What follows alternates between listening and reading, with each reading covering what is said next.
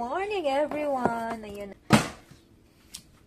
Nabubuhayan na naman ako ng dugo, guys. Oh my God. Masaya ko ngayong araw kasi nga, nagpakita na naman si Haring Araw.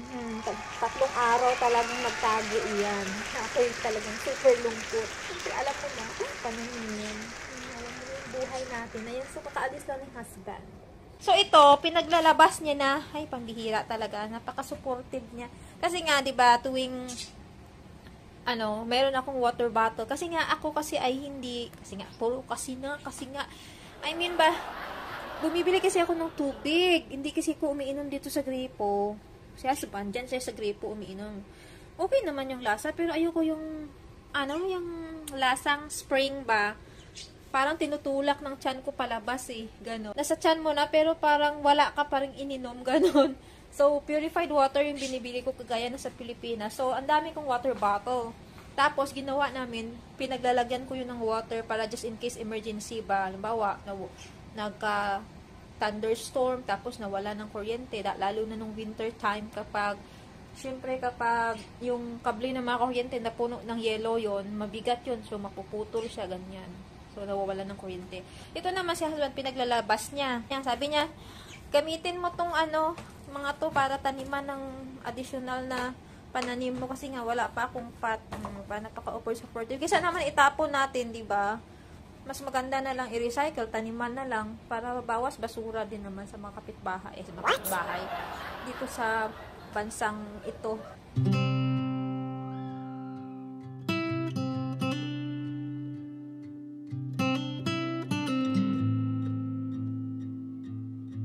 Nesquik lang yung meron ako. Dapat gusto ko talaga Milo. Alam mo kasi yung lasa ng Milo kasi di ba may malt siya. Favorite ko yung mga ganun. Yung Nesquik kasi medyo malabnaw siya. Yan. Wala siyang masyadong malt. Ganyan. Pero cherry lang. Sabi ko kay husband, bibili na lang kami. Kasi doon lang kami nakakita ng stock ng Milo sa Filipino store. Eh, ang mahal. Ano ba yun? Basta malaki na naman siya. Ganyan siya, oh. Ganyan siya kalaki. Nasa $19 something. So, sabi ko niya, mahal naman yan. Pero sabi niya, sige lang, okay lang yan. Matagal mo naman maubos yung binigyan natin yung pumunta tayo doon. So, ginawa ako na nakarang araw ay gumawa ako ng list para sa mga items na bibili kami sa Pilipinas. So, oh my God, guys.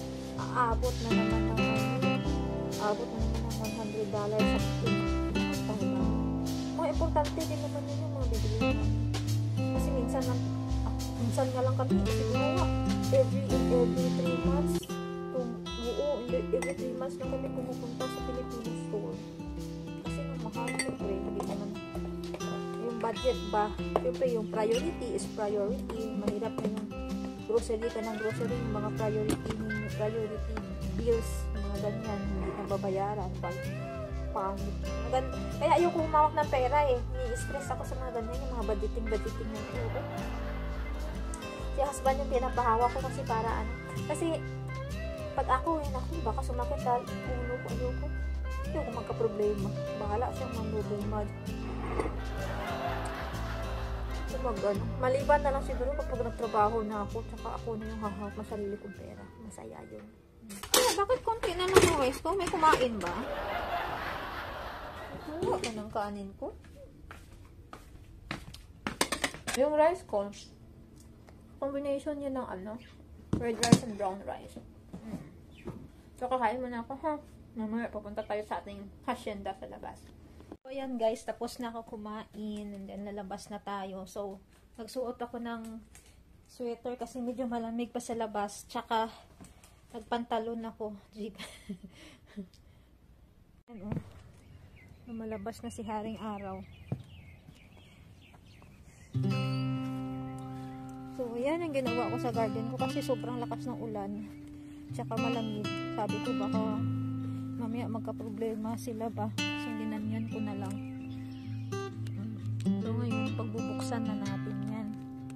Ayan.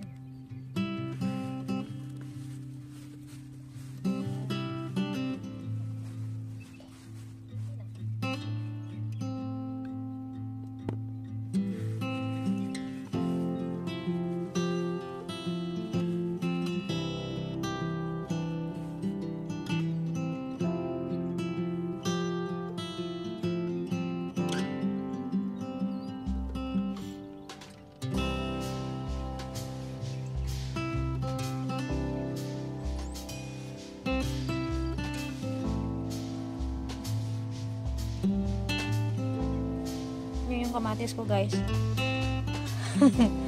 Ang laki na, 'di ba? Ilang weeks na lang magbubunga na 'yan. Diba? Worth it. Worth it ang ating pagtitiis. Ayan.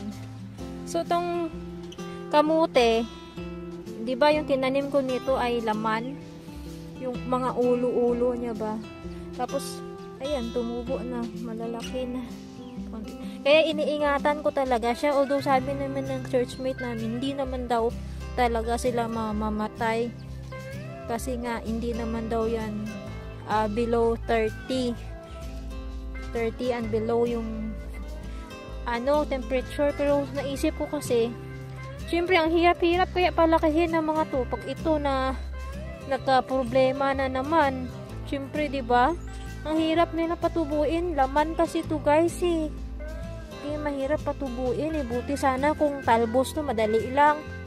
Eh, wala naman tayong mahanap na talbos. So, itong isa, ito, ayan, oh. Actually, itong mga tumubo na to, hindi yan siya talaga sweet potato. Ano yan tawag nila dito? Yum. Itong tumubo dito, ito talaga yung talbos na tunay. Itong mga nandito, o tingnan mo, lumalabas na. Purple to? Purple Japanese potato. Ayan, oh. Tama yung tubo niya, purple. Yan. Purple Japanese potato, yan na nabili namin dun sa Chinese store. Si okra, sa wakas, lumabas na din siya. Ito yung okra na malalaki. Yung matangkad. Mahaba yung bunga. Ito yun siya. Ibang kamote ko, guys. Ayan, oh. Kita nyo? Diba? Kaya talaga dulo yan tinanim ko. Yung dulo niya, iba, yung gitna niluto ko. Pero yung magkabilaan dulo, pinutol ko. Tapos, dinanim ko dito. Ayan, tumutubo na. Malabas na yung pink na dahon. Ayan yung purple na Japanese sweet potato. So, bali, mga kamote natin dito, madami-dami na. Hindi lang tumutubo pa yung iba kasi. Pero pag nagsitubuan to lahat, makikita nyo ang dami. Ewan ko kung nasaan yung iba. Parang may nakapa ako dito kanina. Ay, ito pa, guys, tumubo na. Teka lang. Hala! Yung hala, guys, yung ubi ko tumubo na. Oh my God. Ayan, oh. Ubi yan. Yun yung nabili ko sa sa Jungle Gym doon. Ube yan siya, purple na ube yung sa Pilipinas na purple. Oh my God, I'm so happy. Diba? Hala, tumubo na. Saya-saya ako. Ayan, oh. May isa pa akong kamote dito. Ang dami nating kamote, guys. As in. 1, 2, 3, 4. 5, 6, 7. Mga 8 puno to. 8 pa. Ito pa. Sabi ko sa inyo, ang dami ko kasing dito. Ang dami kong pinaglalagay ba.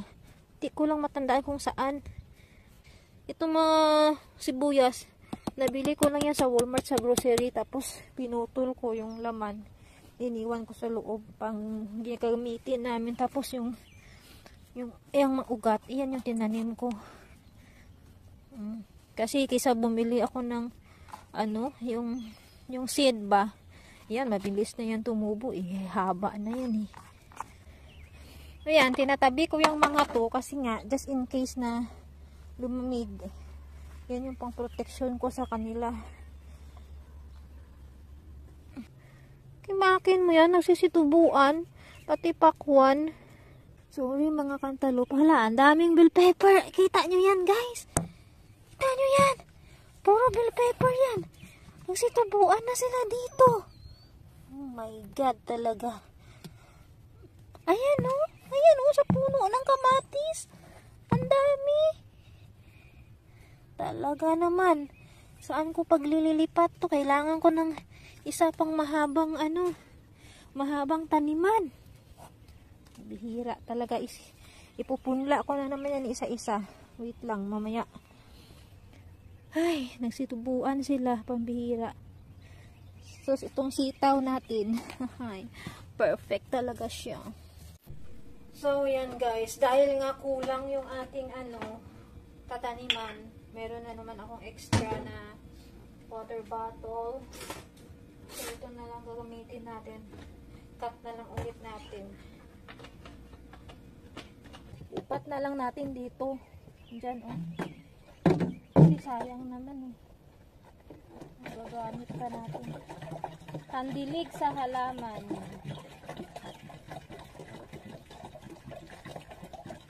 Ilang galon din, oh.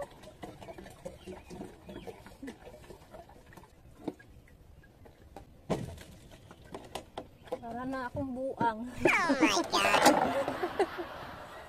Para ng buang. Oh, may kutsilyo tayo, ha. Wala talaga magtatangkang pupunta dito. Oh my God! Dilitsyon talaga. Don't you dare. Matanda na yung nag-garden. So, ito yung gagamitin natin. Hirap talaga. So, tapusin muna natin yung pagpuputo ng mga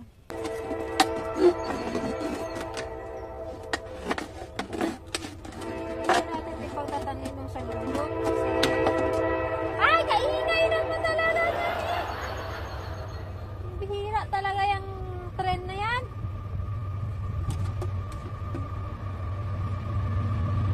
Ay! Lagay muna natin sa ating bulsa. Ang basurahan ini sa baba.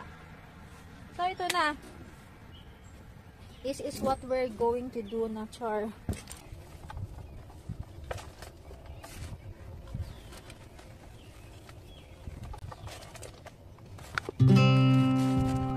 Ano yan, guys? Pati yung lumang kawali ni husband hindi nakaligtas. Hindi nakaligtas sa kanyang asawa na lampita. Ano na kasi yan, kalawangin na yan. Sira na. Pinutasan lang niya. Diba? Sayang naman sa itapon.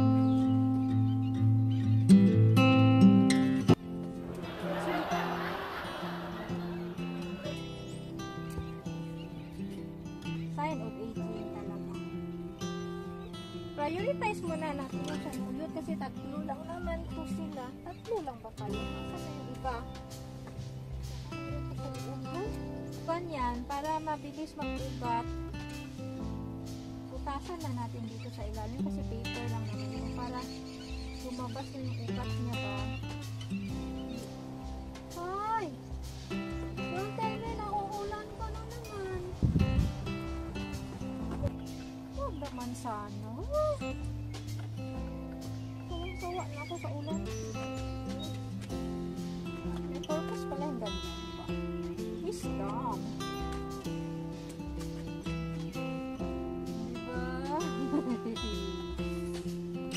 Diba? Bakit mo naman kailangan gawing complicated ang mga bagay-bagay kung pwede naman easy? Yung po strawberry guys, kapag once na nalipat na siya sa malaking pot na ganito, tumataba na siya. Pero kasi ang maliit na pot, parang naglilimit din siya sa sarili niya. Ganun. Yun mo yung iba kasi nilipat ko yung iba. Talagang nag-grow. Kailangan mag-grow. Ganun din tayo sa buhay. We as human being, we need to grow every day. Hindi dapat tayo stagnant. Maliban na sa height ko, stagnant na talaga yan. Wala na talagang pag-asa yan guys. Kahit mag-inom pa ako ng 1 bottle a day ng ng tawag nito, ng cherry fair. 1 bottle per day. Wala na solusyon ng height ko. Yan na talaga yan. Uy, araw! Kanina ka pa. Labas. Mawawala. Nag-ghosting man tong araw na to ba? Ghosting lang, ghosting.